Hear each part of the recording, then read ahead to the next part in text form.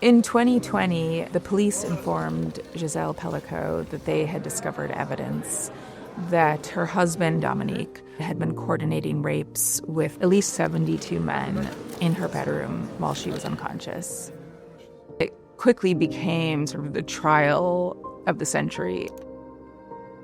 Victims in France have the right to a closed hearing, and for at least 3 years, Gisèle was very firm about the fact that she wanted a closed trial. But as she began to grasp the sort of logistics of being in that courtroom, she felt a desire for what they had done to her to be known.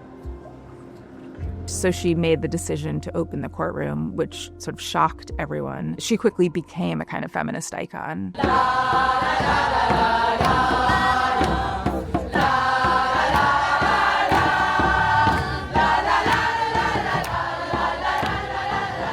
But for the family itself, the case was more complicated.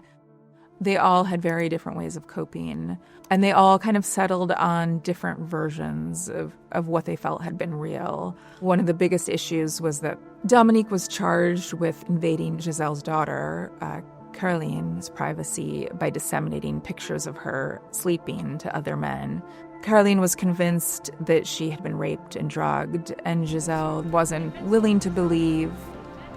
Caroline was quite vocal for a period of time about feeling ignored and invisible. There was this dynamic in the French media where people were sort of asking, like, who is the good victim? Is it Caroline? Is it Gisèle? And the dynamics of the trial really sort of exacerbated the split within the family.